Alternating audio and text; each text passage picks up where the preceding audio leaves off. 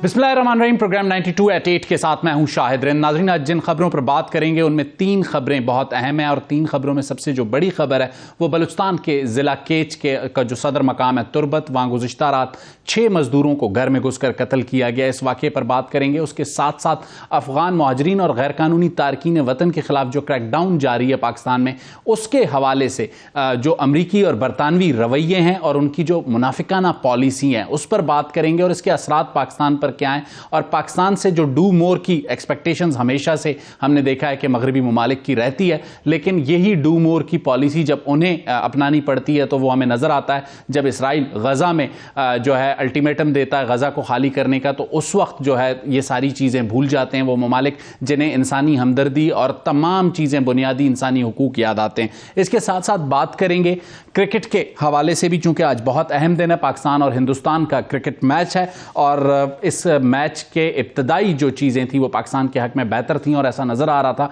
कि Pakistan score board पर 300 के करीब रन्स बना सकता है। लेकिन हमने ये देखा कि 155 2 आउट के बाद जो 30th ओवर का स्ट्राइक बैक था इंडियन टीम का, वो पाकिस्तानी टीम सह नहीं पाई और 191 पर ऑल आउट हुई। और बॉलिंग की इब्तदा भी कोई बज़ाहिर खास कर नज़र नहीं आई। इब्तदाई 10 ओवर्स में इंडिया ने टेक ऑन किया और हमें नज़र आ रहा था कि इंडिया पूरे मैच में ही तकरीबन हावी रहा। पाकिस्तान ने इब्तदा में बैटिंग बेहतर की, लेकिन बाद में बैटिंग जो लड़खड़ाई तो फिर उसके बाद संभल नहीं सकी। गुफ्तगू का आगाज़ करेंगे तुर्बत के वाक़े से। गुज़िश्ता रात तुर्बत में 6 मज़दूरों को एक घर में कत्ल किया गया और 2 ज़ख्मी हुए। सारे वाक़े में हुकूमत बलूचिस्तान ने जो एक्शंस लिए उनमें वज़ीर आला बलूचिस्तान ने न सिर्फ वाक़े की रिपोर्ट तलब की बल्कि जो SP तुर्बत हैं उनकी मअतली के भी अहकामात जारी किए। तुर्बत का जो वाक़या है बज़ाहिर ऐसा लगता है कि जैसे कहते हैं शरपसंदों ने पंजाब से ताल्लुक़ रखने वाले 6 मज़दूरों को कत्ल किया है। वफाकी वज़ीर दाखिला सरफराज बुगटी ने एक वीडियो स्टेटमेंट जारी किया। चाहेंगे कि सबसे पहले आपको वो सुनवाएं और फिर जो हमारे मुअज़्ज़ज़ मेहमान हैं ब्रिगेडियर राशिद वली साहब और सैयद मोहम्मद अली साहब सिक्योरिटी एक्सपर्ट हैं, दोनों तुर्बत वाक़े के साथ साथ जो गैर कानूनी तारकीन वतन के खिलाफ क्रैकडाउन जारी है उस पर हमारे साथ होंगे। वफाकी वज़ीर दाखिला सरफराज बुगटी ने रिस्पॉन्ड किया और सारी दहशतगर्दी की कार्रवाई के हवाले से जो उनकी हुकूमत का मौक़िफ़ था वो हमारे सामने रखा।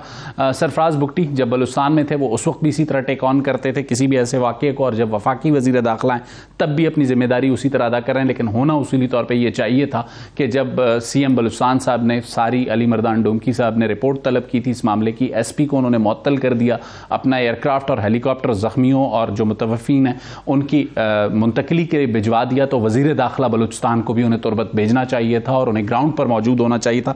लेकिन अभी तक वज़ीर दाखिला बलूचिस्तान और वज़ीर इत्तलात बलूचिस्तान का हमें इल्म नहीं है। सैयद मोहम्मद अली साहब और ब्रिगेडियर राशिद वली साहब दोनों मेरे साथ हैं। तुर्बत के वाक़े के साथ साथ गैर कानूनी तारकीन वतन के हवाले से इनसे गुफ्तगू होगी। सैयद मोहम्मद अली साहब, सबसे पहले तुर्बत का वाक़या आप क्या देखते हैं कि एक और वेव बलूचिस्तान में? बहुत शुक्रिया जी। देखें, पहले तो ये इसकी जितनी भी मजम्मत की जाए वो कम है। डेफिनेटली ये बहुत अफसोसनाक बात है।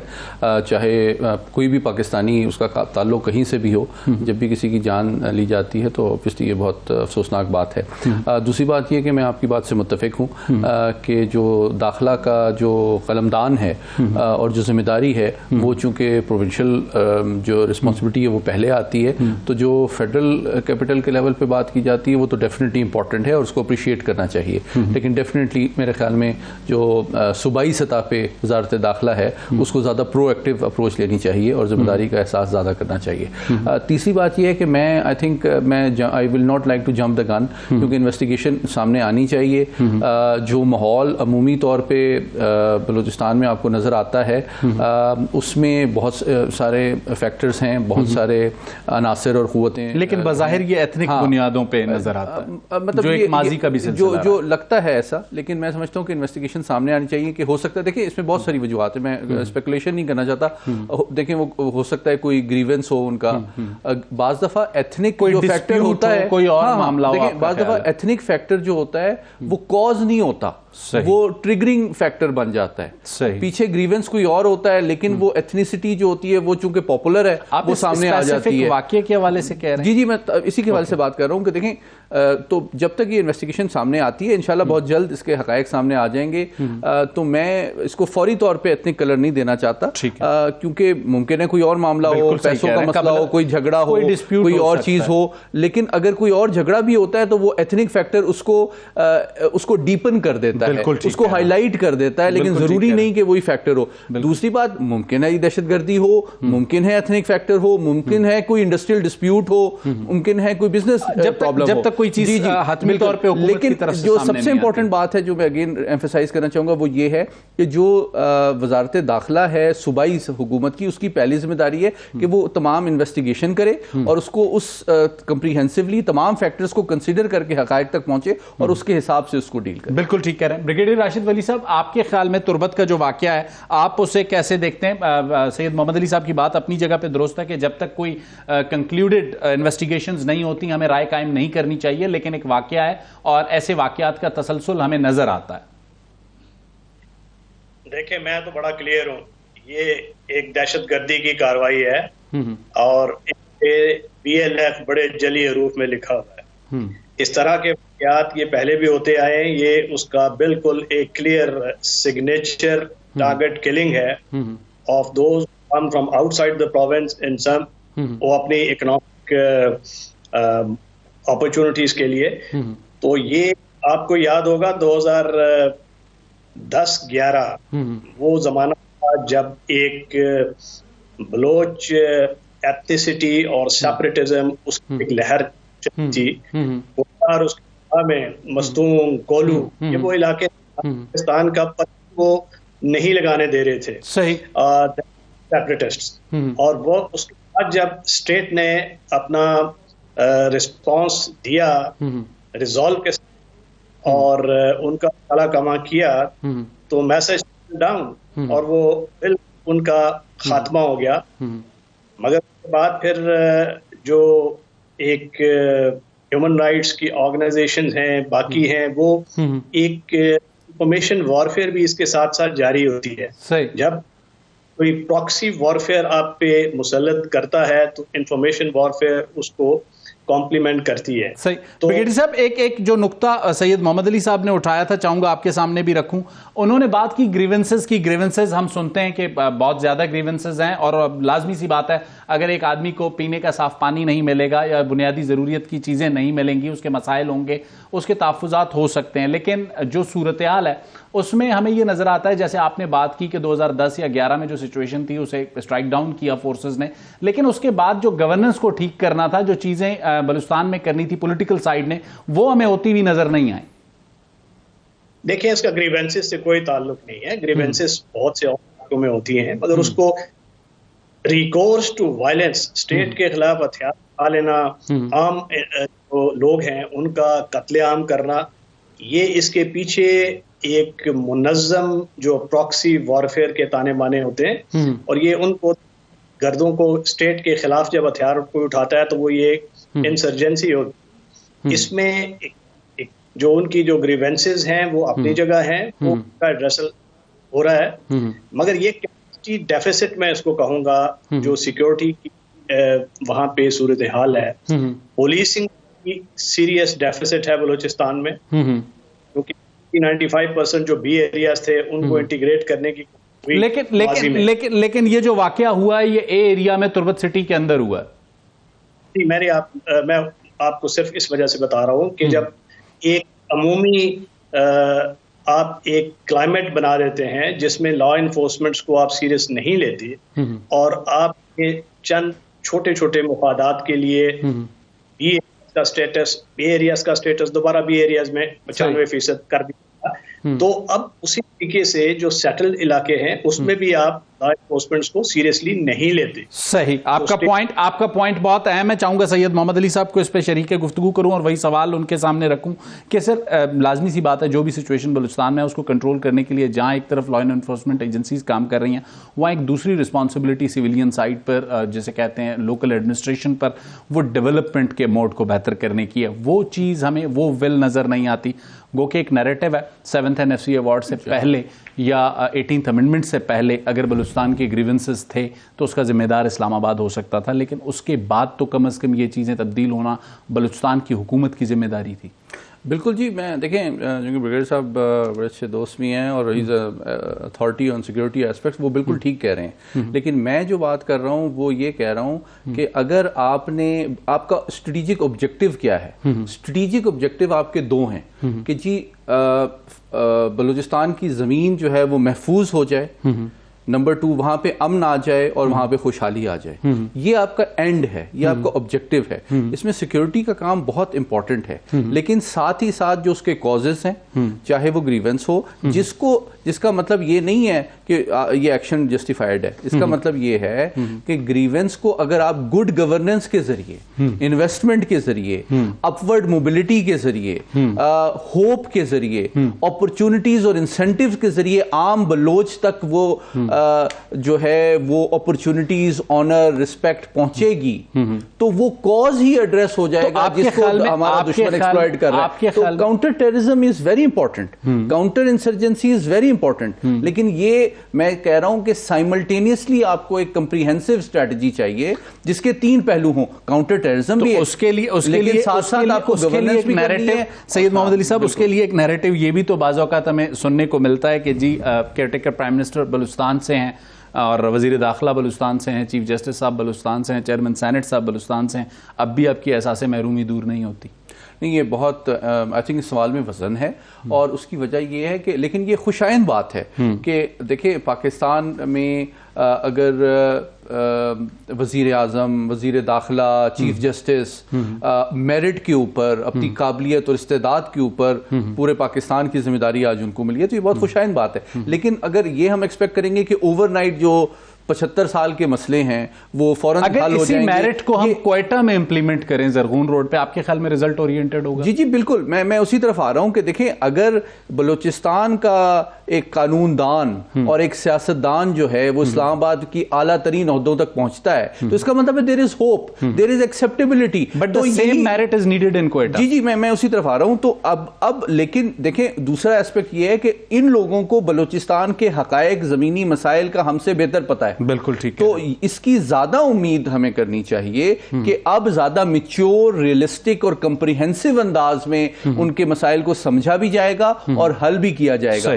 Security is a very important factor, लेकिन गुड गवर्नेंस और डेवलपमेंट मॉडल को चेंज करना होगा। गवर्नेंस और डेवलपमेंट के बगैर वो कॉजेस, वो वजूहात एड्रेस नहीं हो सकती जिसकी वजह से ये सारी सूरत हाल वहां पर मौजूद है। ब्रिगेडियर साहब, आप एग्री करेंगे सैयद मोहम्मद अली साहब के इस पॉइंट से या मेरे सवाल से कि जो भी सिचुएशन है लॉ एंड ऑर्डर की, अगर काउंटर टेररिज्म इंपॉर्टेंट है, उसके साथ साथ जो डेवलपमेंट मॉडल है और जो गवर्नेंस, जिसे मैं बैड गवर्नेंस कहता हूं, उसको अगर बेहतर किया जाए, करप्शन को रिड्यूस किया जाए, बलूचिस्तान का पैसा चंद जिसे कहते हैं मुंतखब नुमाइंदों के बजाय एक आम चरवाहे के लिए खर्च हो, तो चीजों को बेहतर तो किया जा सकता है। देखिए, हमें 2 चीजों में तफरीक करनी पड़ेगी। जो मोहम्मद अली साहब फरमा रहे हैं बिल्कुल ठीक बात है, वो उस एंगल से गवर्नेंस और महरूमियां दूर करना, इससे तो किसी ने नहीं रोका और ये करना चाहिए, स्टेट का काम है। 18वीं तरमीम के बाद पावर्स प्रोविंशियल गवर्नमेंट के पास है। अगर वो उसके समरात मुंतकिल नहीं कर रहे तो फिर इसमें फेडरेशन का तो कसूर नहीं है, तो उनके अपने जो नुमाइंदे हैं ये उनको जिम्मेवार ठहराए। मगर जो अहम बात मैं करना चाह रहा हूँ, हमें ये देखें कि इस जो इंसर्जेंसी की लहर है इसके पीछे क्या, व्हाट इज द नैरेटिव। जब तक आपका एनालिसिस नहीं करें तो आपको ये हालात का आप सही तशखीस नहीं कर सकेंगे। तुर्बत में ये वाकया हुआ है, यहाँ मैंने एक्चुअल अपनी दौरान जो फौजी मुलाजमत यहाँ सर्व भी किया है, एक बहुत मेजर प्रोजेक्ट किया है, तो इसके डायनामिक्स से मैं वो भी वाकिफ हूँ। ये जो नैरेटिव इसकी बेसिस पे हुकूमत के खिलाफ हथियार, रियासत के खिलाफ एक मलेशिया उठा रही है, ये जो लोग वहाँ कर रहे हैं, उन लोगों को जो वहाँ जो हथियार उठाते हैं, ये उनको ये चीजें महरूमियों की तो बता के उनको गुमराह करते हैं। उनको ये नहीं बताते कि कॉन्स्टिट्यूशन में ये भी लिखा है कि स्टेट के खिलाफ हथियार उठाना। वो बात आपकी ब्रिगेडियर साहब बिल्कुल ठीक है, लेकिन जब हम बात करते हैं कि माजी में जो गलतियां हुई उन्हें अगर ठीक करना है तो मेरा ख्याल है सैयद मोहम्मद अली साहब ने जो बात की कि जो चीजें अगर गवर्नेंस को बेहतर किया जाए, डेवलपमेंट मॉडल को बेहतर किया जाए, तो लाजमी सी बात है उन अनासिर को, ह्यूमन रिसोर्स या जो अवेलेबल सोर्सेज हैं वो मिलना घटेंगे, कम होंगे, तो उसका फायदा तो लाजमी सी बात है रियासत को होगा। उसमें आपने ड्रेन करना होता है swamp of the support to insurgents. जब आप वो ड्रेन करते हैं तो उन वजूहात को आप ड्रेन करते हैं, आप एक्सटेंड करते हैं स्टेट के रेट को, आप इकोनॉमिक अपॉर्चुनिटीज देते हैं। इकोनॉमिक डेवलपमेंट अलोन कुछ नहीं करेगी, इकोनॉमिक इंटीग्रेशन करेगी। जब हिंटरलैंड के साथ इनकी इकोनॉमिक लिंकेजेस होंगे तो अभी हालत, अभी आप आई डोंट नो आपने वहां पे केच से कितना वाकिफ है। सर मैं मेरी सरजमीन है बलूचिस्तान में, उससे सबसे ज्यादा कह सकता हूं वाकिफ हूं, और इसीलिए एम्फसाइज ये करता हूं कि रियासत को एक आम आदमी के साथ अपने आप को जोड़ना होगा, डेवलपमेंट मॉडल को एक आम आदमी तक ले जाना होगा। उसमें अगर आप जब जाएंगे तो आपको वो पता चलेगा कि तुर्बत में बिजली भी ईरान से आती है, वहां पे जो टूथपेस्ट वो भी अगर ईरान से आएगा, तो स्टेट का उधर प्राइमेचर मौजूद होना बहुत जरूरी। जितना अब स्टेट ने उन चीजों को कंटेन करने की, या जिसे कहते हैं मटेरियलाइज करके लीगल वे में करने की एक कोशिश की है। इसके साथ साथ जो दूसरी स्टोरी है, मैं चाहूंगा कि आप दोनों मेहमानों से, खासकर जो गैरकानूनी तारकीन वतन के खिलाफ नाजरीन ऑपरेशन जारी है, वो गैरकानूनी तारकीन वतन के खिलाफ है, लेकिन लाजमी सी बात है कि इस वक्त अगर पाकिस्तान में सबसे ज्यादा गैरकानूनी तारकीन वतन है तो अफगानिस्तान से हैं। लेकिन इसके हवाले से पाकिस्तान पर हमें यह देखने में आता है कि अमेरिका या बरतानिया जैसे ममालिक की जानिब से एक दबाव है, और दबाव की बातें सिर्फ इंसानी हमदर्दी की बुनियाद पर हैं। लेकिन सबसे दोहरा मयार हमें देखने में आता है कि इस वक्त तकरीबन 1,97,000 अफगान शहरी हैं जो 2021 में तालिबान के काबुल पर कब्जे के बाद अमरीकी या मगरबी ममालिक के वीज़ों के इंतज़ार में पाकिस्तान में बैठे हैं। और पाकिस्तान 40 साल से ज़्यादा तो ओवरऑल 1.95 मिलियन अफगान महाजरीन जो है उनकी मेज़बानी कर रहा है, लेकिन काबुल पर तालिबान के कब्जे के बाद तकरीबन 6 लाख के करीब जो लोग हैं वो डिस्प्लेस हुए हैं, और सिर्फ मगरबी ही नहीं, अमेरिका में भी पनाह की तलाश में। इस वक्त तक बरतानिया ने सिर्फ 3,000 लोगों को आबाद किया है, और तकरीबन अमेरिका ने 4,000 के करीब। वो जो लोग इनके लिए वहां काम करते रहे वो आज पाकिस्तानी सरजमीन पर मौजूद हैं, लेकिन उन्हें ले जाने के लिए ना तो अमेरिका तैयार है, ना बरतानिया, ना कोई और मगरबी मुल्क। और यहां पर इंसानी हमदर्दी की तमाम चीज़ें, तावीलें पाकिस्तान को बताई जाती हैं, लेकिन इसराइल अगर गजा में लोगों को इनखला की धमकियां दे रहा है तो उस पर हमें अमेरिका और तमाम मगरबी ममालिक बशमूल बरतानिया खामोश और गुंग नजर आते हैं। सैयद मोहम्मद अली साहब और ब्रिगेडियर राशिद वली साहब से चाहूंगा कि इस नुक्ते पर भी इनसे बात करूं। सैयद मोहम्मद अली साहब, अफगान तारकीन वतन हो या कोई भी गैर कानूनी तारकीन वतन हो, पाकिस्तान ने एक तवील अरसा मेज़बानी कर ली, दुनिया की लाइबिलिटीज संभाल ली, लेकिन अगर पाकिस्तान अब अपना हाउस एंड ऑर्डर करना चाहता है तो ह्यूमैनिटेरियन तमाम बातें इंटरनेशनल वर्ल्ड को अभी याद आती हैं। जी बिल्कुल ऐसे ही है, बल्कि मैं आपकी बात को थोड़ा सा लार्जर कॉन्टेक्स्ट में देखता हूँ। तो अगर आप 45 साल की दुनिया की तारीख देखें तो ये हुस्न इत्तेफाक है कि जितनी जंगें और कॉन्फ्लिक्ट्स आपको नज़र आती हैं वो एशिया में है, और ज़्यादातर मुसलमान ममालिक में है, ज़्यादातर महाजरीन मुसलमान ममालिक में है, चाहे यमन हो, चाहे शाम हो, चाहे लबनान हो, चाहे फ़लस्तीन हो, चाहे तुर्की हो, चाहे अफ़गानिस्तान हो। एक तो ये वाला एस्पेक्ट है जो कि लार्जर रियलिटी को भी समझना ज़रूरी है। दूसरी बात यह है कि आपने जो बात की, 2 तजुर्बात से हम चूँकि बहुत ही खुले दिल के लोग हैं तो हमारी तवक्कुआत जो थी वो अफ़गानियों से, वो मैं समझता हूँ कि खैर सगाली के जज्बे के तहत किसी हद तक गैर हकीकत पसंदाना थी। वो कैसे? मैं 3 एग्जाम्पल्स देने लगा हूँ। एक तो आज की एग्जाम्पल देने लगा हूँ जो इंतहाई तकलीफ दे है। देखिए अभी क्या कर रहे हैं इसराइली, उन्होंने उनको कॉल दी कि जी आप जनूबी गजा में चले जाएं, उसको खाली कर दें। अच्छा, और दूसरी तरफ जो उनकी पट्टी की ओपनिंग है इजिप्ट की तरफ, तो उनके सदर ने सीसी साहब ने कहा कि यहाँ आने की कोई जरूरत नहीं है। सही, इमेजिन करें आप इस बात को, ठीक है। हालांकि यहाँ पे पूरी डिप्लोमेसी की कोशिश हो रही है कि उनके एक ह्यूमैनिटेरियन इंटरवेंशन किया जाए, लेकिन इस पर इंटरनेशनल वर्ल्ड खामोश है। जी, दूसरी तरफ आप देखें शाम में कितना अरसा जंग लगी रही, तुर्की ने भी उनको होस्ट किया है, लेकिन बहुत कंट्रोल्ड एनवायरनमेंट में किया है, ठीक है। तीसरी चीज़ जो है, आप ईरान की एग्जाम्पल भी देख लें। लेकिन आपके ख्याल में हम अपनी गलतियों को पे कर रहे हैं या हम अपनी गलतियों को दुरुस्त करने की कोशिश कर रहे हैं, तो उसमें भी मैं इधर ही आ रहा हूं कि मैं समझता हूं कि अब ये खुशाइंद बात है कि हमने गलतियों का एहसास भी किया है, क्योंकि देखें हम आपके दोस्त हैं लेकिन अपने दुश्मन नहीं हैं। तो जो 4 कैटेगरीज है अफगानियों की, एक वो कैटेगरी है जो कि वीजे पे हैं, लॉ अबाइडिंग हैं, जिस काम के लिए आए हैं वो कर रहे हैं, उसके बाद चले जाते हैं, बिल्कुल, तो उनको कोई मसला नहीं है। दूसरी कैटेगरी वो है जिनका वीजा खत्म हो गया, तो उनको वीजा लेना चाहिए, ये कोई रॉकेट साइंस नहीं है, हर दुनिया के मुल्क में इस तरह ही होता है। तीसरा ये कि उनके पास कोई डॉक्यूमेंट जो है वो है, शायद जाली भी हो सकता है, शायद कोई जाली आईडी कार्ड भी हो सकता है, कुछ और भी हो सकता है, तो उनके लिए ये मामला जो है अब उनको वापस जाना पड़ेगा। चौथा वो है कि उनके पास कुछ भी नहीं है और वो इलीगल है, ठीक है। तो अनफॉर्चुनेटली इस वक्त पाकिस्तान की इंटरनल सिक्योरिटी का जो सबसे बड़ा चैलेंज है, चाहे वो मुनशियात हो, चाहे वो दहशतगर्दी हो, चाहे वो स्मगलिंग हो, चाहे ब्लैक इकोनॉमी हो, वो अनफॉर्चुनेटली अफगानिस्तान से बहुत हेवीली और इवन जब हमने अपने डॉलर को कंटेन करने की कोशिश की तो उस वक्त भी उसकी स्मगलिंग अफगानिस्तान की तरफ ही हो रही थी। बिल्कुल। और ब्रिगेडियर राशिद वली साहब, आप एग्री करेंगे? 1 मिनट में थोड़ा सा रिस्पॉन्ड कीजिएगा ताकि मैं ब्रेक लेके दोबारा आपके पास आ सकूं। मैं जल्दी से ये कहूंगा कि ये जितनी हमने 4 कैटेगरीज ऑफ अफगान रिफ्यूजीज हम डिस्कस करते हैं, इन हर कैटेगरी के लिए पॉलिसी और डिफरेंट रिस्पॉन्स रिक्वायर्ड। और फिर ये याद रखने की जरूरत है कि 1951 जो कन्वेंशन है उसका नहीं है, बट ब्रॉड कस्टमरी लॉ के तहत ऑब्लिगेशंस उस पर आयद होती है, तो वो ऑब्लिगेशंस अपने मारूजी हालात की वजह से खत्म हो चुकी है। पाकिस्तान तो कर सकता है।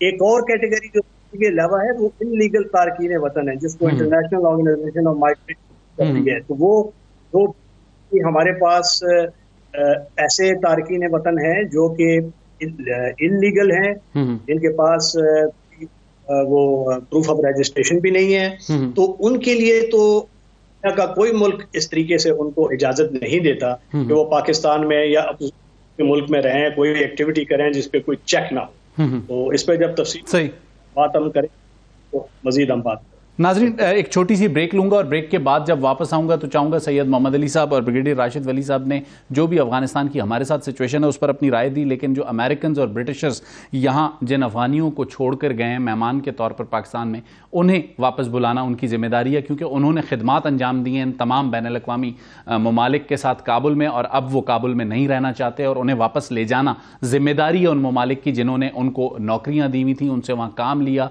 उनको एसेट्स के तौर पर इस्तेमाल किया। अब आज उनसे वो जान छुड़ाती हुई नजर आ रही हैं। लेंगे एक छोटी सी ब्रेक, ब्रेक के बाद दोबारा हाजिर होते हैं।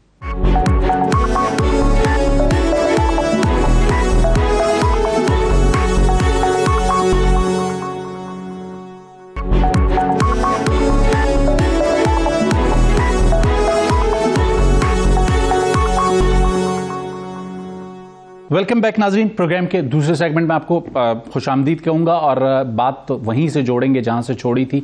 अफ़गान तारकीन वतन हो या गैर कानूनी तारकीन वतन हो जो पाकिस्तान में रह रहे हैं, ख़ासकर अफ़गान तारकीन वतन के हवाले से जो हमें सबक पढ़ाने की कोशिश बैनुल-अक़वामी दुनिया, ख़ासकर अमरीका, बरतानिया या मगरबी ममालिक की जानिब से की जा रही है कि इंसानी हमदर्दी की बुनियाद पर हमें अपने फ़ैसलों पर नज़रसानी करनी चाहिए।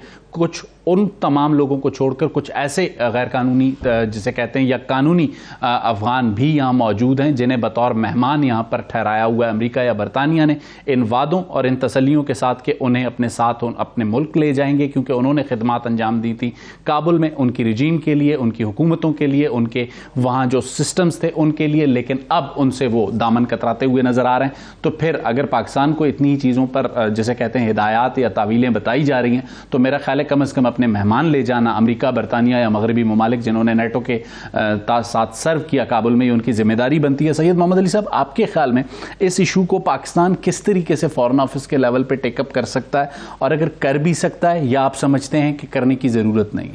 देखिए, मुख्तसर मैं ये कहूँगा कि अफ़गानिस्तान जो है वो इस खित्ते के लिए और आलमी अमन के लिए एक बड़ा चैलेंज बहुत अरसे से रहा है। तो अभी भी जो उसके मसाइल हैं और जो चैलेंजेस हैं उनको यूनिलैटरली और डिस्प्रोपोर्शनेटली हल करने या उसको डील करने की जिम्मेदारी सिर्फ पाकिस्तान पर आयद नहीं हो सकती, लेकिन कर दी गई है। अब मेरा ख्याल में हमें थोड़ी सी इसमें सिफारतकारी में इस बयानिए को कंसिडर करना चाहिए कि ठीक है, हमारे दुख दर्द हैं, हम बहुत खुश दिल हैं और बहुत खैर सगाली का मुजाहरा करते हैं, लेकिन जो मसाइल वहाँ पे अफगानिस्तान में 45 साल में पैदा किए गए वो पाकिस्तान ने तो नहीं पैदा किए, बल्कि एक्चुअली पाकिस्तान ने डिस्प्रोपोर्शनेटली उन मसाइल का खमियाजा भुगता है, चाहे वो आलमी ताकतों ने पैदा किए हैं।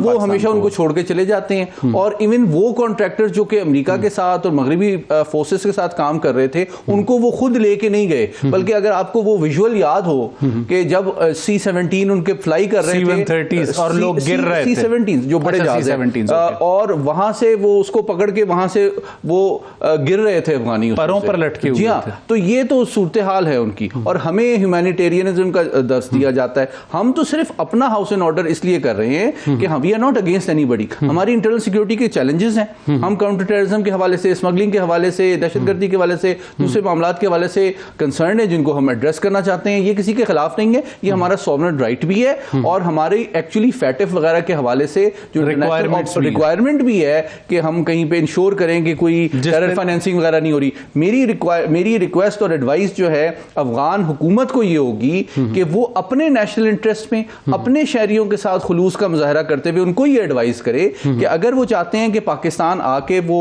तालीम हासिल करें, इलाज करवाएं, कारोबार करें, तो लॉफुल लीगल तरीके से वो वीजा लेके आएं और तमाम कानूनी जो पाबंदियां और रिक्वायरमेंट्स हैं उसी तरह फुलफिल करें जिस तरह वो यूरोपियन यूनियन, बर्तानिया, जर्मनी और अमेरिका, इवन अफगान के मुहाजिर कैंप, ईरान के जो मुहाजिर कैंप हैं वहां पर भी उन्हें बाहर घूमने की इजाजत नहीं है। एग्जैक्टली। ब्रिगेडियर राशिद वली साहब, सैयद मोहम्मद अली साहब ने जो पॉइंट मेक किया अफगान हुकूमत से, उन्होंने जो मुतालबा किया, आप उससे एग्री करते हैं? और इंटरनेशनल वर्ल्ड के साथ पाकिस्तान को इस मामले को सिफारती सतह पर कैसे उठाना चाहिए कि जो उनके मेहमान यहाँ ठहरे हुए हैं, जिनकी हम मेजबानी बाकी दीगर मुहाजिरीन के साथ कर रहे हैं, तो उस मामले को आप समझते हैं कि सिफारती सतह पर हम उठा सकते हैं? देखिए, सिफारती सतह पे तो हमें दुनिया को बड़ा क्लैरिटी है। मुझे ये समझ नहीं आती कि हम डिस्कस क्यों कर रहे हैं कि सिफारती सतह पे हमें कोई इशू नहीं है। ये we are well within international जो लॉ है।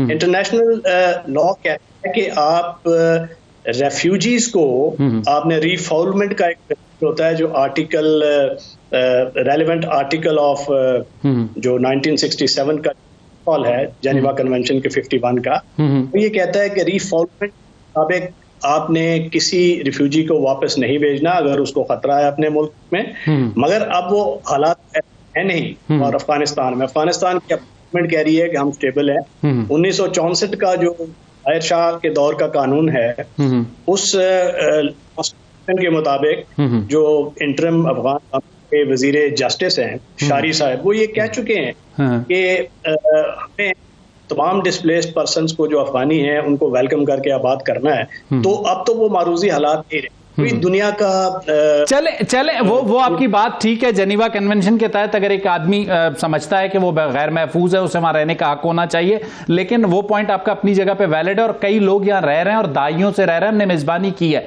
लेकिन हालिया दिनों में जो हमने फॉल ऑफ काबुल के बाद एक इन्फ्लक्स देखा पाकिस्तान में, जो लोग आए, और उनमें बड़ी तादाद जो है वो उन लोगों की है जो कि अमेरिका या बरतानिया या जो मगरबी ममालिक हैं उनके लिए बतौर कॉन्ट्रैक्टर सर्व करते रहे। वो यहाँ पर पाकिस्तान में नहीं रहना चाहते, वो इस शहर को, इस्लामाबाद को या इस मुल्क को बतौर ट्रांजिट इस्तेमाल करके यूरोप या अमेरिका मुंतकिल होना चाहते हैं। वो ममालिक अब उन्हें लेने को तैयार नहीं है। जी, मैं आपके मुतालिक बताता हूँ। हमारी 4 कैटेगरीज हैं, इसको समझने की जरूरत है। एक वो है जो यहाँ पैदा हुआ, उनके लिए हमने पॉलिसीज बनानी है, आबाद करना है। एक वो कैटेगरी है जिसको हमने प्रूफ ऑफ रजिस्ट्रेशन दिया हुआ है, उसको रिपैट्रिएट करना है। तीसरी कैटेगरी है जो अफगान सिटीजन सर्टिफिकेट लेके आए, वो एक डिफरेंट कैटेगरी है, उसको डिफरेंटली हमने हैंडल करके रिपैट्रिएट करना है। एक चौथी कैटेगरी है जो 2021 यूएस विड्रॉल के बाद आए हैं, ये 7,70,000 है। ये तारकीन, ये वो लोग हैं जो ये चाह रहे हैं कि हमें ये जो रीसेटलमेंट पॉलिसी दोहा अकॉर्ड्स के बाद डिसाइड हुई थी, ये उसके तहत इन्होंने रिपैट्रिएट होना है। और कनाडा, यूके, इटली, ये ममालिक इन्होंने उनके साथ कमिटमेंट की हुई थी कि उनको वापस लेके जाना है। आई थिंक अमेरिका में 1.5 लाख तक जो सेटल वो हो चुके हैं, अभी तक 1.5 लाख वो ले जा चुके हैं। अब मजीद यहाँ है के साथ मसाइल ये हैं कि अपनी हैंडलिंग, होस्टिंग, अब पे अगर वो फुट ड्रैग करेंगे जो कंट्रीज लाइक अमेरिका, यूके, तो फिर ऐसे हालात में इंसानी हमदर्दी के जो भी लेक्चर्स हमें दिए जाते हैं, फिर उनमें थोड़ा सा जिसे कहते हैं अमेरिका या बरतानिया को चाहिए एहतियात से काम लें। जी बिल्कुल, ये बात आपकी बिल्कुल दुरुस्त है, वरना हमें कोई सपोर्ट करें, क्योंकि अभी तो इस्लामाबाद में होटलों के किराए बढ़ गए हैं, क्योंकि ये जो 7 लाख आए हैं ज्यादा लोग, ये प्रोसेसिंग के सिलसिले में इन इस्लामाबाद है, हमें तो अपना मसला बन रहा है। ये बहुत अहम आपका नुक्ता है कि इस्लामाबाद में चीजें बहुत ज्यादा जिसे कहते हैं वो आउट ऑफ ऑर्डर हो गई हैं, बल्कि लॉ एंड ऑर्डर कंट्रोल से बाहर है। उसके साथ साथ जो रेंटल वैल्यूज हैं या जो प्रॉपर्टी की वैल्यूज हैं वो भी काफी ऊपर चली गई थी। सैयद मोहम्मद अली साहब, हमें सिफारती सतह पे ऐसा क्या करने की जरूरत है? जैसे बहुत अहम नुक्ता ब्रिगेडियर राशिद वली ने उठाया, उन्होंने कहा जी अगर आप उन्हें नहीं ले रहे तो फिर आपको फैसिलिटेट करना पड़ेगा उस मुल्क को जो उनको इस वक्त ट्रांजिट पे स्टे दे के बैठा हुआ है। जी बिल्कुल, देखिए मैंने जो बुनियादी नुक्ता उठाया वो ये है कि अफ़गानिस्तान एक इंस्टेबल मसला है, उसके हवाले से बहुत सारे प्रॉब्लम्स हैं ख़ित्ते में, लेकिन उसके वो सारे हमने तो नहीं कॉज किए। तो सिर्फ पाकिस्तान से ये तवक्को करना कि वही इनको संभाले, मेरे ख्याल में हमें जो बाकी आलमी बरादरी है, आलमी इदारे हैं, उनके साथ उनको अपनी जिम्मेदारी भी याद करानी चाहिए। अभी हमारे जो स्पेशल मंदूब हैं वो जेनेवा गए हुए थे इसी हवाले से, क्योंकि ना तो उनकी कोई फाइनेंशियल असिस्टेंस वगैरह अब आ रही है और ना जो है कोई ऐसी सिचुएशन नज़र आती है। तो हमने तो देखें, इसीलिए हम लोगों को वापस भेज रहे हैं कि अब देखें, जाएं अपने घरों को आबाद करें, अपने मुल्क को तरक्की करें, दें और हमारे भी मसाइल और बोझ अच्छा, एक थोड़ा सा हमें नजर आता है, एक चाहूंगा कि आप दोनों इसको रिस्पॉन्ड कीजिएगा, अहम नुक्ता है। हमें ये एक होप थी कि जो भी काबुल में जो कुछ हुआ, तालिबान ने जिस तरीके से टेक ओवर किया दोहा अकॉर्ड के बाद, नजर आ रहा था कि जो सिटिंग रजीम थी अशरफ गनी साहब की, उसके लिए सस्टेन करना आसान नहीं होगा। लेकिन जितनी आसानी से फॉल ऑफ काबुल हुआ वो हमें एक्सपेक्टेड नहीं था, लेकिन हमने होते हुए देखा। उसके बाद हमें एक उम्मीद थी कि जो नई अफगान इंटरिम गवर्नमेंट आई, उसके बाद पाकिस्तान के साथ जो एक खिंचाव की सी कैफियत थी हमें नज़र आती थी वो बेहतर होगी। वो हमें उतनी उम्मीद अफजा नताइज नहीं मिले। उसकी क्या लगता है आपको रीज़न? देखिए, उसकी बुनियादी वजह ये है कि हकीकत पसंदाना अंदाज में देखें, उस वक्त भी 2 मकातबे फ़िक्र थे अगस्त 2021 में। एक वो लोग थे जो कि ऑप्टिमिस्टिक व्यू रखते थे कि जी लिबरल प्रोग्रेसिव, हाँ कि जी मतलब ठीक है, हमारे लिए थ्रेट कम हो जाएगा और करते बिल्कुल जी मामलात बेहतर हो जाएंगे। लेकिन एक स्केप्टिक व्यू था, मैं हमेशा से स्केप्टिक व्यू में ही से बिलोंग करता था कि देखें, ये एक बहुत सक्सेसफुल एक नॉन स्टेट एक्टर था जिसने बहुत ज़बरदस्त तरीके से अपनी इंडिपेंडेंस की जंग लड़ी, ठीक है, लेकिन उनका कोई गवर्नेंस का तो कोई एक्सपीरियंस नहीं है। उनकी कैपेसिटी जो है कि क्या वो एक पॉलिटिकल इंक्लूसिव पॉलिटिकल सिस्टम बना सकें, एक गवर्न कर सकें, लड़कियों की तालीम, हाँ वो तमाम मामलात उसका हिस्सा हैं और तमाम मकातबे फिक्र। और देखिए, जो एथनिक और रिलीजियस जो डाइवर्सिटी है, अच्छा एक सवाल उसको अंडरस्टैंड करके एक स्टेबल रियासत तश्कील दे। आपके ख्याल में जो भी हमने अभी तक नेगोशिएशंस हुई हैं, अभी रिसेंटली भी हमने देखा कि पाकिस्तान के वजीर खारजा चीन में वकील मुतवक्किल के साथ उनकी मुलाकात हुई और चाइनीज़ की प्रेजेंस में हुई, तो इसका मतलब है कि देयर इज़ सम होप के चाइना के साथ मिल के इस सारे मामले को, क्योंकि इससे पहले चीफ ऑफ आर्मी स्टाफ इसी मामले पे ईरान से भी गुफ्तगू कर चुके हैं, तो इफेक्टिव होगा। देखें, जब ये अगस्त 2021 में इनकी हुकूमत आई थी तो उस वक्त भी ये थॉट था और मैं उसका हिस्सा भी था कि एक रीजनल अप्रोच होनी चाहिए कि जो नेबर्स हैं, क्योंकि सबसे ज़्यादा असर भी अफगानिस्तान की स्टेबिलिटी का उनका पड़ता है और उनका क्लाउट भी है, उनका इंसेंटिव भी है। आपको यहाँ रोकूंगा, मेरे पास आखिरी 1-1.5 मिनट है, मैं चाहूँगा कि ब्रिगेडियर राशिद वली साहब भी इस पर अपना टेक दें। सर, आप एग्री करेंगे सैयद मोहम्मद अली साहब ने जो रीजनल अप्रोच की बात की है कि पाकिस्तान ईरान और चीन के साथ मिलकर अगर अफगानिस्तान के साथ बैठता है तो बहुत से जो हल तलब मसाइल हैं उन्हें हल कर सकता है? जी, मैं एग्री करूंगा, क्योंकि ये रीजनल अप्रोच बहुत जरूरी है और अभी रीजनल अप्रोच के मॉडल चल रहे हैं। एक वो अमेरिकन ट्राई कर रहे हैं कि जिसमें वो कतर की, यूएई और पाकिस्तान को शामिल और एक फॉर्मेट बनाए। एक यूएन का मॉडल चल रहा है जो दोनों अभी टेबल नहीं है, they are off the table. एक मॉडल को प्रैक्टिकल शेप दी जा चुकी है और उसका एक इजलास भी है, वो है मॉस्को फॉर्मेट में तमाम कंट्रीज, तमाम सेंट्रल एशियन कंट्रीज हैं, पाकिस्तान है, रशिया है। अब ये ज़्यादा सबसे मौसर फोरम मॉस्को फॉर्मेट है, तो उसमें एक उसकी मीटिंग है, उसमें अफगानिस्तान के रिप्रेजेंटेटिव को भी बुलाया गया था एज एन ऑब्जर्वर, उसके साथ मुलाकात भी हुई है रिप्रेजेंटेटिव की, और उनको बावर भी करवाया गया फोरम के बाकी मेंबरान्स की तरफ से कि इसमें स्टेबिलिटी लाएं, टीटीपी जैसे जो अनासर हैं उन पे कंट्रोल करें, क्रॉस बॉर्डर टेररिज्म ना होने दें। ब्रिगेडियर राशिद वली साहब, आपका सैयद मोहम्मद अली साहब, आप दोनों मेहमानों का बहुत बहुत शुक्रिया। बहुत अहम नुक्ता ब्रिगेडियर राशिद वली साहब ने अपनी क्लोजिंग के जुमलों में कहा कि टीटीपी को कंट्रोल करना होगा। अफगान तालिबान अगर पाकिस्तान के साथ अपने मामलात को बेहतर करना चाहता है, पाकिस्तान ने कभी भी ब्रादर इस्लामी मुल्क होने के साथ, पड़ोसी होने के साथ जो हक अदा किया जा सकता था अफगानियों का, वो किया है, लेकिन उसके बदले में जो कुछ मिला है वो बहुत ही ख़तरनाक है। और इसीलिए पाकिस्तान ये चाहता है कि इन मामलात को बैठकर बातचीत के साथ हल करे, और इसका हल होना पाकिस्तान और अफगानिस्तान और ख़ित्ते रीजन के भी मफाद में है। लेंगे एक छोटी सी ब्रेक, और ब्रेक के बाद आएंगे तो बात करेंगे क्रिकेट की और पाकिस्तान और हिंदुस्तान के मैच और पाकिस्तान की परफॉर्मेंस की। लेते हैं एक छोटी सी ब्रेक।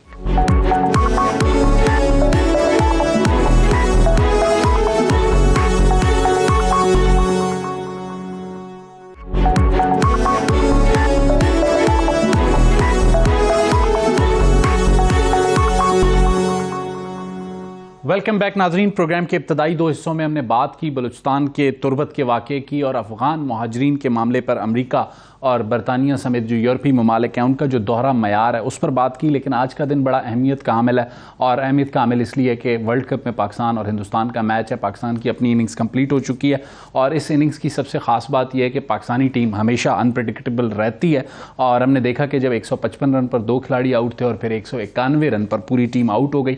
लेकिन अगर हम देखते हैं हिंदुस्तान और पाकिस्तान के मैचेस का जायज़ा लेते हैं तो एक रोज़ा जो बैनुल अक़वामी मुकाबले हैं उनमें भारत ने 56 मुकाबलों में कामयाबी हासिल की और पाकिस्तान 73 मुकाबलों में कामयाबी के साथ बेहतर पोजीशन में। लेकिन जैसे ही बात वर्ल्ड कप की आती है तो आज तक आईसीसी के एक टूर्नामेंट में चैंपियंस ट्रॉफी में पाकिस्तान ने हिंदुस्तान को एक मरतबा शिकस्त दी। इसके अलावा वर्ल्ड कप के किसी भी मैच में पाकिस्तान अभी तक हिंदुस्तान को शिकस्त नहीं दे सका है। आज जो मैच जारी है उसमें 155 फॉर 2 और फिर 191 फॉर ऑल आउट, ये पाकिस्तान की एक अनप्रिडिक्टेबल जो टीम है उसकी परफॉर्मेंस है। और इसकी बुनियादी वजह यह है कि 30वां ओवर जहां पर दोनों बैट्समैन तकरीबन 50 रन के करीब थे और अपनी निस्फ सेंचुरियां मुकम्मल कर चुके थे, एक ऐसा लम्हा होता है जहां पर बैट्समैन रिलैक्स करता है। और जो भारतीय कप्तान है उन्होंने उसी लम्हे पर स्ट्राइक बैक किया और उनके ओवर कॉन्फिडेंस या रिलैक्स होने का फ़ायदा उठाया। पहली कामयाबी उन्हें मिली बाबर आजम की सूरत में, और फिर उसके बाद ये कामयाबियों का सिलसिला चलता रहा और 191 पर पाकिस्तान ऑल आउट हो गई। अब पाकिस्तान ने कहां पर क्या गलती की, इस सारी सूरत हाल के लिए बात करने के लिए हमारे साथ मौजूद हैं, कमेंटेटर हैं, क्रिकेट एक्सपर्ट हैं, सैयद एहतशामुल हक साहब। पाकिस्तानी टीम पर गहरी नज़र रखते हैं। सर, आपको खुशामदीद कहता हूँ प्रोग्राम में। एहतशाम साहब, कैसे देखते हैं पाकिस्तानी टीम की वर्ल्ड कप की इब्तदाई 2 परफॉर्मेंस और आज की परफॉर्मेंस? आज पाकिस्तान का मैं समझता हूँ बड़ा इम्पोर्टेंट मैच है, और ये मैं समझता हूँ वर्ल्ड कप का एक तरह से फाइनल रोल है। तो पाकिस्तान की टीम ने बहुत मायूस किया, और पाकिस्तान के सिवाय बाबर आजम, रिजवान या किसी हद तक हम बात करेंगे इमामुल हक या अब्दुल्ला शफीकी और तमाम बैट्समैनों ने बहुत मायूस किया और पाकिस्तान की टीम कोलैप्स कर गई। और पाकिस्तान की टीम 50 ओवर भी नहीं खेल पाई और 191 रन पर आउट हो गए और 192 रन का आसान हदफ दिया। इंडिया को ये मैच जीत के, लेकिन इंडिया के एक खिलाड़ी अच्छी बात है कि आउट कर दिया शाहीन शाह ने, और अब ये मैच सारा पाकिस्तान के बॉलर्स के ऊपर आ गया कि वो इस बैटर को कितना डिफेंड करते हैं और इंडिया के बैट्समैन इस पे कितने रन बनाते हैं। ये मैं समझता हूँ पाकिस्तान के बॉलर्स का भी आज इम्तिहान है। बहुत बड़ा ये मैच है, वर्ल्ड कप का बहुत बड़ा भी ये मैच अच्छा, है। एहतशाम साहब, अगर आपके सामने ये सवाल रखूं कि इब्तिदा में बहुत अच्छा आगाज अब्दुल्ला शफीक और इमामुल हक का, अगर बहुत अच्छा नहीं लेकिन एक बेहतर आगाज और फिर एक बेहतर पार्टनरशिप बाबर आजम और रिजवान के दरमियान, तकरीबन दोनों निस्फ सेंचुरी के करीब थे, आपको नहीं लगता कि दोनों एक निस्फ सेंचुरी के करीब पहुंचने की वजह से रिलैक्स हो चुके थे? और जो इंडियन कैप्टन है, जब उन्होंने स्ट्रेटेजी तब्दील की, वो अपने मेन बॉलर्स को 30th ओवर में वापस लाए और उनका जो स्ट्राइक बैक करना था उसने पाकिस्तान की बैटिंग के लिए मुश्किलात बढ़ाई। देखिए, मैं ये समझता हूँ कि इंडियन कैप्टन की कप्तानी की बहुत तारीफ करनी होगी और इंडियंस के जो बॉलर्स हैं उनकी बेहद तारीफ करने होगी। बुमराह ने बहुत उम्दा बॉलिंग की, 2 आउट किए। इसी तरह जादेव ने भी 2 आउट किए। इंडिया के तकरीबन तमाम बॉलर ने 2-2 आउट किए। इसी वजह से पाकिस्तान की टीम पहले बैटिंग करते हुए 191 रन बनाने में कामयाब हुई और जो टॉस जीता था इंडिया के कप्तान ने, अब देखना यह है कि वो मैच भी जीतते हैं या नहीं। मेरे ख्याल में तो इंडिया को आसान टारगेट मिला है, क्योंकि पिच पे गेंद थोड़ी सी लो आ रही है, थोड़ी सी स्लो आ रही है। इस पिच पे बैटिंग करना इतना आसान है। अगर 10 ओवर में पाकिस्तान 2-3 आउट कर लेता तो ये मैच बड़ा अच्छा हो जाएगा। अच्छा एहतशाम साहब, वो तो सूरत हाल उस वक्त की देखते हुए अंदाजा होगा, लेकिन एक चीज आपके सामने जो रखना चाहूंगा, आपने एक बहुत अहम बात की, टॉस की, कि पाकिस्तान टॉस हारा और पाकिस्तान को पहले बैटिंग करनी पड़ी। तो आपके ख्याल में अगर पाकिस्तान टॉस जीत जाता तो क्या पाकिस्तान पहले फील्डिंग को ऑप्ट करता विकेट को देखते हुए? मैं आपकी बात से इत्तेफाक करता हूँ कि अगर Pakistan blessing in disguise, Pakistan ने टॉस हारा, ये अच्छी बात है। ये ऐसी पिच है जहाँ पे कोई कप्तान फैसला करना नहीं चाहता कि वो बैटिंग करेगा या फील्डिंग। पाकिस्तान के जैसे बाबर आजम ने आज बैटिंग की, जैसे रिजवान ने बैटिंग की, 80 प्लस की। इन दोनों के दौरान पार्टनरशिप 155 रन पे पाकिस्तान बहुत अच्छी पोजीशन में था। उस वक्त ऐसे दिखाई दे रहा था कि पाकिस्तान की टीम 300 से ज्यादा रन बना देगी, लेकिन तमाम तर क्रेडिट इंडियन बॉलर्स को, इंडियन फील्डर्स को, इंडियन कप्तान को, जिसने बहुत उम्दा बॉलिंग की, जिसने बुमराह ने हमेशा अच्छी बॉलिंग की है, वर्ल्ड क्लास वो बॉलर है और उसने बहुत उम्दा बॉलिंग की और इसी तरह पाकिस्तान को 191 रन पे ऑल आउट कर दिया। मुझे अफसोस किया कि पाकिस्तान की टीम 50 ओवर भी नहीं खेल पाई। अच्छा, एक चीज जो आपने बुमराह की तारीफ की, नो डाउट कि उन्होंने स्ट्राइक बैक किया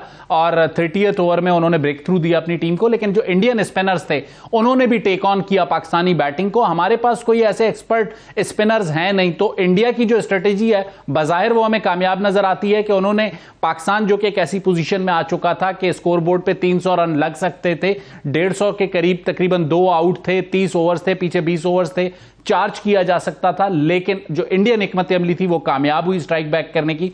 तो आपके ख्याल में पाकिस्तान की टीम में कहां पर ऐसा झुकाव आपको नजर आता है, क्योंकि आइडियली हमारे पास कोई एक्सपर्ट स्पिनर नजर नहीं आते? मैं समझता हूं पाकिस्तान के पास भी नवाज है, शादाब है। अगर शादाब गेंद थोड़ी सी आगे करे, बैट्समैन को बैकफुट पर मजबूर करे कि वो स्ट्रोक्स खेले, और आज कोई गलती का चांस नहीं, कोई गलती गुंजाइश निस्ता।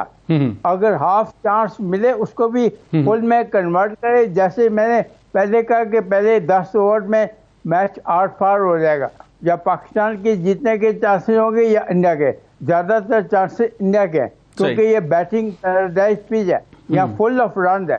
जो बैट्समैन इत्मीनान से बैटिंग करेगा वो लंबी इनिंग्स। एहतशाम साहब, आपने कहा बैटिंग पैराडाइज पिच है, तो बैटिंग पैराडाइज पिच पाकिस्तानी बल्लेबाजों के लिए क्यों नहीं थी? क्यों उन्होंने स्ट्रगल किया? बुमराह की रिवर्स स्विंग्स पे शादाब जिस तरीके से आउट हुए, बाबर आजम जिस तरीके से आउट हुए, ये चीजें हमें नजर आ रही हैं। बैटिंग पैराडाइज पर हमारे बैट्समैन क्यों डांस करते हुए नजर आए? बिल्कुल आप सही कह रहे हैं।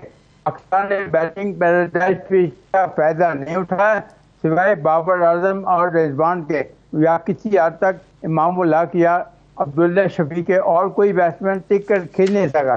सबको बहुत जल्दी थी कि हम जल्दी जाएं और स्कोर करें और आउट हो। तो उसकी वजह से पाकिस्तान की टीम आउट हुई और पाकिस्तान की टीम कोलैप्स कर गई। वरना आम दिखाई दे रहा था कि पाकिस्तान की टीम पहले बैटिंग करते हुए टॉस हार कर 300 से ज्यादा रन बना देगी, लेकिन इंडियन को क्रेडिट जाता है कि उन्होंने न सिर्फ इस मैच में कम बैक किया, बल्कि पाकिस्तान को 50 ओवर भी पूरे नहीं खेलने दिए। आपके ख्याल में जो भी मैच का नतीजा है उसको साइड पे रखते हुए, वर्ल्ड कप में पाकिस्तान की परफॉर्मेंस श्रीलंका के खिलाफ जो है हाईएस्ट टोटल का चेज करना, और उसके बाद इंडिया के खिलाफ इस किस्म की परफॉर्मेंस कितना इफेक्ट करेगी टीम की ओवरऑल परफॉर्मेंस को, और कितना प्रेशर कप्तान पर मजीद बढ़ेगा? क्योंकि लाजमी सी बात है इंडिया के खिलाफ मैच में अच्छी कारकर्दगी का ना होना या सेट होकर आउट होना बाबर के लिए प्रेशर तो बढ़ाएगा।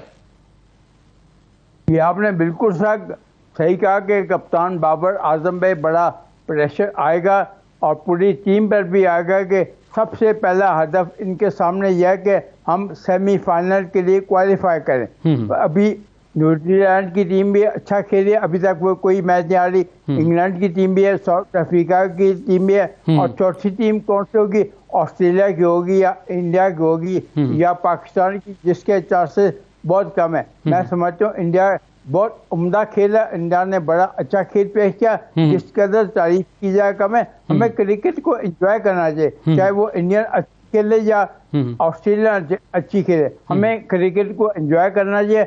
और मैं समझता हूँ इंडिया की आज बहुत अच्छी क्रिकेट हमें देखने को मिली। एहतशाम साहब, आपके ख्याल में जो इब्तदाई पाकिस्तान के 2 मैचेस हैं उसमें कामयाबी के बाद हिंदुस्तान के खिलाफ जो भी नतीजा उस वक्त तक आता है, आपके ख्याल में पाकिस्तान की जो फाइनल 4 जो सेमीफाइनलिस्ट लाइनअप होगी उसमें आपको जगह नजर आती है आसानी से, या किसी स्टेज पे फिर हम रन रेट और दुआओं के मरूने मिन्नत होंगे? आपने बिल्कुल सही कहा, मैं आपसे बिल्कुल इत्तेफाक करता हूँ कि ऐसी ही पोजीशन होगी। मैं सेमीफाइनल में एक न्यूजीलैंड को देख रहा हूँ, एक इंग्लैंड को देख रहा हूँ, एक साउथ अफ्रीका, इन तीनों टीमों को देख रहा हूँ। चौथी टीम कौन सी होगी? इंडिया के चांसेस ज्यादा हैं, पाकिस्तान के भी चांसेस हैं, लेकिन इंडिया के चांसेस बहुत ज्यादा हैं। तो मैं समझता हूँ सबसे पहला हदफ तमाम टीमों के सामने सेमीफाइनल के लिए क्वालिफाई करना, उसके बाद फाइनल के लिए, उसके बाद फाइनल जीतना। तो अभी बहुत से मरहले हैं, उसको तय करना है। आपके ख्याल में आज के मैच का, अगर मैं आपसे पाकिस्तान की बैटिंग का टर्निंग पॉइंट पूछूं, एहतशाम साहब, आपको कहां लगा कि पाकिस्तान की बैटिंग जो कोलैप्स हुई उसका टर्निंग पॉइंट वो लम्हा था? मेरे ख्याल में पाकिस्तान की बैटिंग का टर्निंग पॉइंट बाबर आजम का बोल्ड होना था। वो जिस गेंद पे बोल्ड हुआ, उसके बाद पाकिस्तान की टीम संभल नहीं सकी और सारा दारोमदार था रिजवान पे, वो भी आउट हो गया। उसके बाद पाकिस्तान की टीम कोलैप्स कर गया, ऐसे जैसे दरख्त के सूखे हुए पत्ते होते हैं, ऐसे कोलैप्स कर गया और पाकिस्तान सिर्फ 191 रन बना पाई। अच्छा, इसमें एक नुक्ता यह भी है कि हिंदुस्तान में खेलते हुए वैसे भी काफ़ी प्रेशर होता है और पाकिस्तान के कम ही खिलाड़ी हैं जिन्होंने हिंदुस्तान की सरजमीन पर हिंदुस्तान के खिलाफ खेला हो।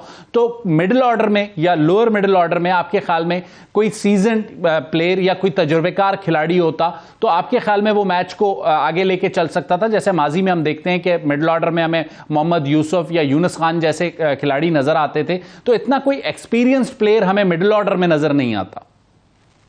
आपने बिल्कुल सही कहा, लेकिन मैं आपको बताऊं कि इफ्तिखार मिडिल ऑर्डर में था, शादाब था, नवाज था, ये सब कोलैप्स कर गया। आज बहुत बड़ा मैच है, लेकिन इफ्तिखार या शादाब की जो क्लास है, सॉरी टू से एहतशाम साहब, लेकिन वो मोहम्मद यूसुफ या यूनुस खान जैसी क्लास या मिसबाह उल हक जैसी क्लास तो मिडिल ऑर्डर में, या हफीज जैसी 1 डाउन 2 डाउन पे आकर जब वो खेलते थे, वो क्लास तो इन बच्चों की अभी तक नहीं है।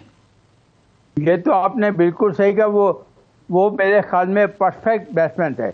इन पे भरोसा किया जा सकता है कि इफ्तिखार है, शादाब है, नवाज है, इन पे भरोसा किया जा सकता है। लेकिन टर्निंग पॉइंट ये था कि वो जो बाबर आजम आउट हुआ, उसके बाद पाकिस्तान की टीम संभल नहीं पाई, सारा दारो मदार रिजवान पे था, उसके बाद वो भी आउट हो गया, उसके बाद पाकिस्तान की टीम कोलैप्स कर गई। ठीक हो, पाकिस्तान की टीम सिर्फ 191 रन बनाने के बाद आउट हो गए। ठीक है एहतशाम साहब, आपका बहुत बहुत शुक्रिया, आपने अपना कीमती वक्त हमें दिया। नाज़रीन, पाकिस्तान की जो क्रिकेट है वो हमेशा अनप्रेडिक्टेबल रही है और अब भी हम इस अनप्रेडिक्टेबल क्रिकेट की वजह से ये उम्मीद कर सकते हैं कि पाकिस्तान फाइनल 4 में अपनी जगह बनाने में कामयाब होगा। गलतियां हो सकती हैं और उन गलतियों को दुरुस्त किया जा सकता है। अगले प्रोग्राम तक मुझे शाहिद रिंद को इजाज़त दीजिए। अल्लाह हाफ़िज़।